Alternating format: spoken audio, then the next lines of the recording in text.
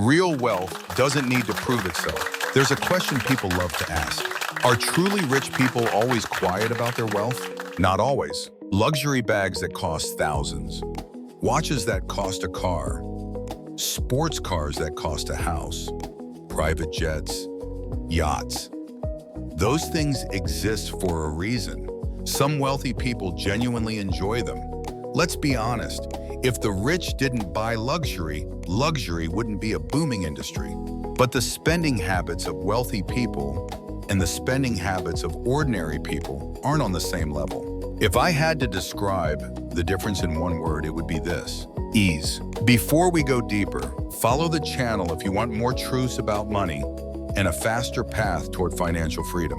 Now, let me tell you a story that explains everything. A young woman earns the equivalent of a couple $100s a month. She saves for half a year to buy an LV bag. Most of the time, it isn't because she believes the bag is so beautiful it's worth that sacrifice. It's because she believes something else. Rich people use luxury. If I use luxury, I'll look rich. And here's the key. She's not really buying the bag. She's buying a reaction. She wants other people to think, wow, she must be doing well. Of course, in reality, after she buys it, she's not richer, she's poorer. But for a moment, she gets what she paid for, the illusion of status and the high of being admired. That craving has a name: vanity. And when vanity gets extreme, you see it in places where people pool money to rent luxury items just to take photos and post online, trying to look like they belong to a world they can't actually afford to live in. Then there's another group, the new money crowd. People who suddenly come into a large amount of wealth often go on a spending spree. They buy luxury not because it fits them, not because they love the craftsmanship, but because it's loud. The logo has to be big enough that someone across the street can recognize it. And you've probably heard the saying, the more someone lacks something, the more they want to show it. I don't completely agree with that, because new money doesn't necessarily lack money. What they often lack is something else, a sense of belonging. They became rich too fast. They're still intoxicated by the shock of it. They want the world to know, I made it. They want respect. They want admiration purely because they have money now. And that desperation can feel uncomfortable to everyone around them. But here's the secret most people don't talk about.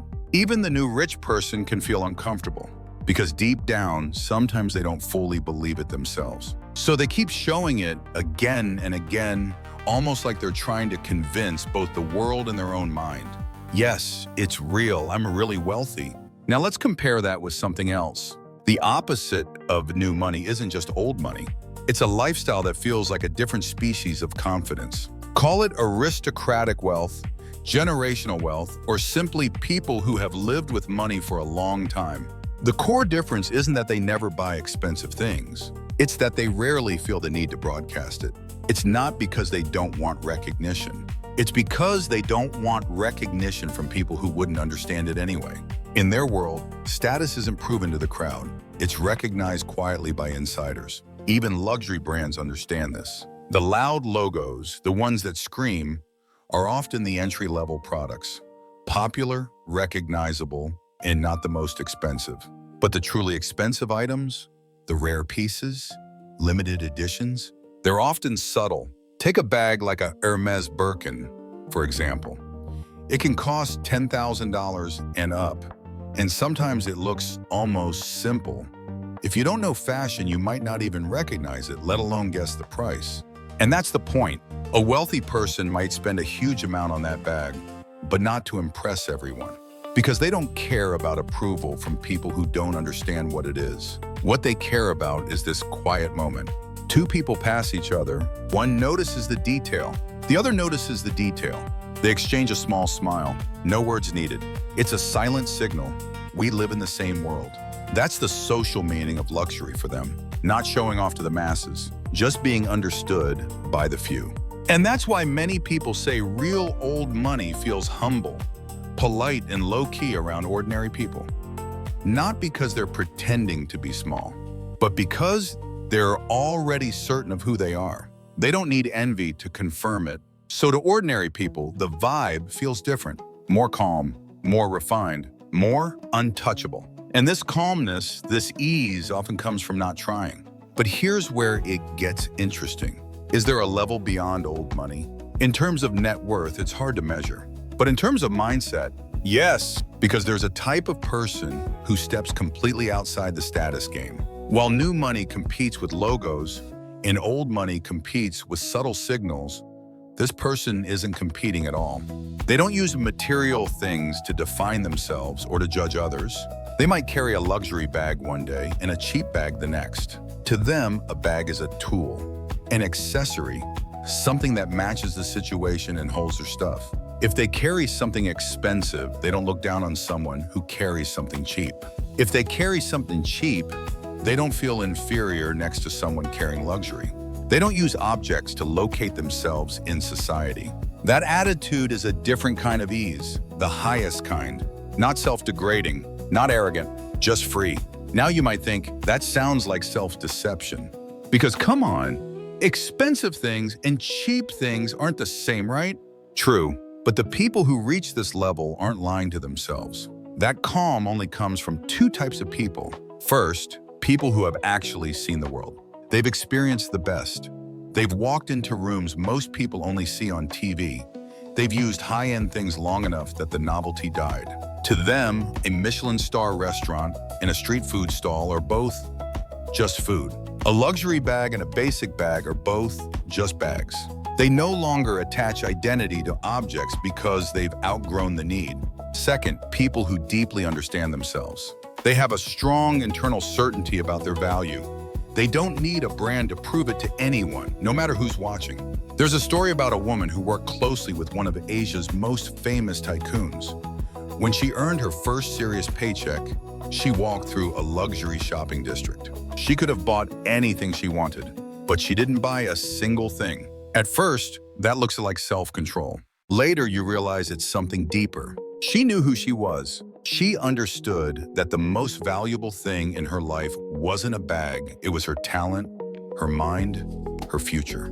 She didn't feel rushed. She didn't feel insecure. She felt calm because she knew if she kept growing, the external stuff would come naturally. And she also knew owning it now wouldn't change who she was. That's real confidence. Now let me tell you another story about emotional intelligence. A famous official once passed through his hometown while on an urgent assignment. He decided to visit his former teacher. He arrived wearing a formal uniform, and the gatekeeper panicked, running to announce his important visitor status.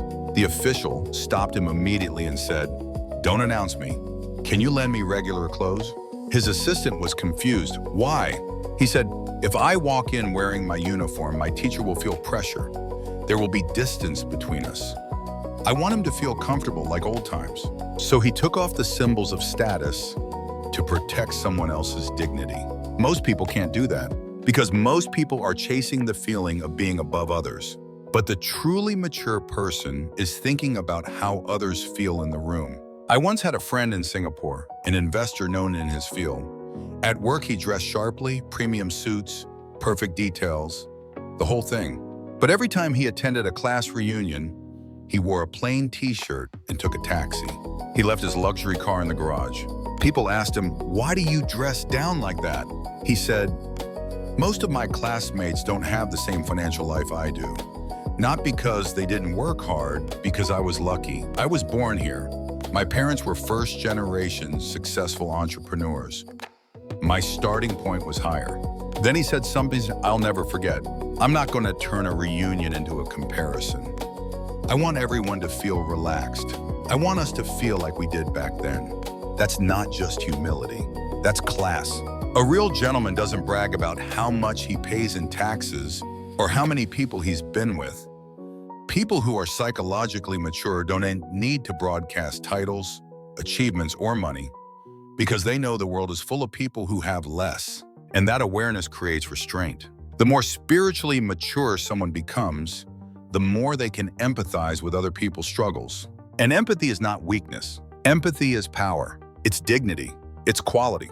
There's another story from history that proves a similar point. A famous scholar once hosted the last young emperor of a fallen dynasty. The scholar proudly displayed his lifetime collection of antiques, paintings, jade, rare treasures. The young emperor barely reacted. He even pointed at a few items and calmly said, "Those are fake."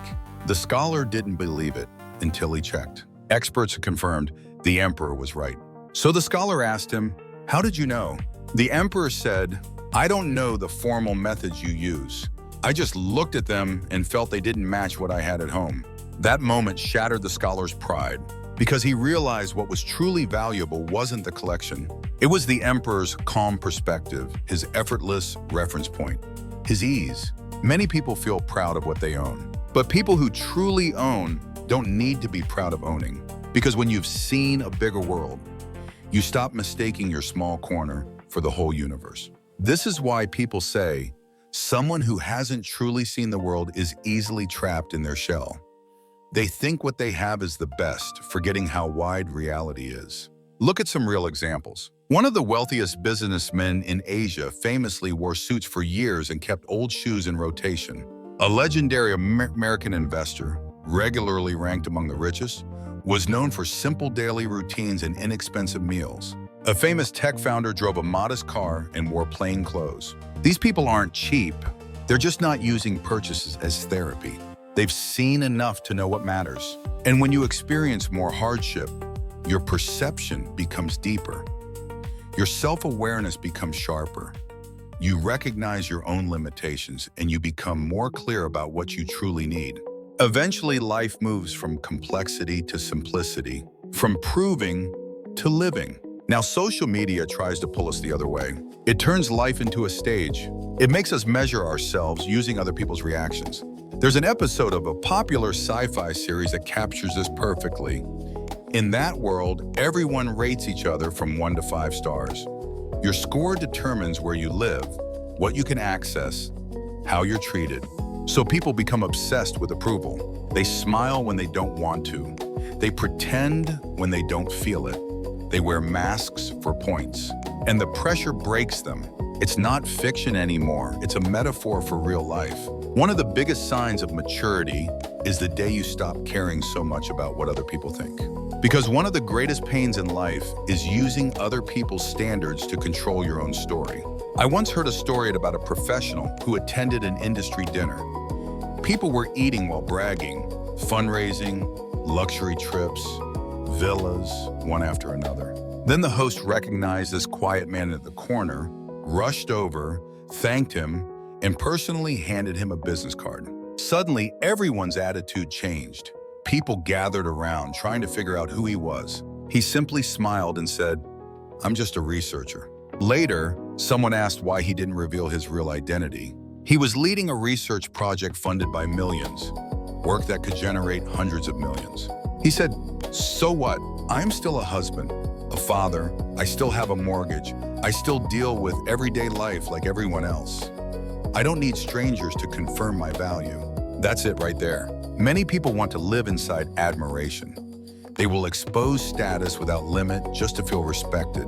But that obsession often reveals something small inside, a fragile self-worth that depends on outside approval. The truth is, the most important thing to focus on is you. And as you grow older, something becomes clearer. After all the scenery outside, the only person who truly walks with you for life is you.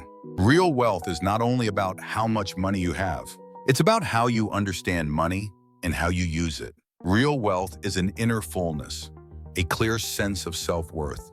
When you understand that, life becomes lighter, more meaningful. The ease of truly wealthy people comes from deep understanding of life and of themselves. They know real wealth isn't the performance of material things. It's the richness of your inner world and the ability to live your values in real life. In that sense, the highest form of wealth is freedom of the soul, freedom from needing to prove anything. So when we talk about becoming wealthy, don't only think about accumulating money. Also think about growing wisdom, growing maturity, enriching your inner world. Because real wealth is an art of living. And in a fast-changing world, don't forget your original purpose. Keep a calm, grown-up heart. Chase what truly matters. Let your life be not only materially stable, but spiritually rich. That is the final destination of wealth. Thank you for watching. If this helped you, share it with a friend and follow for more insights about money and mindset. I'll see you in the next one.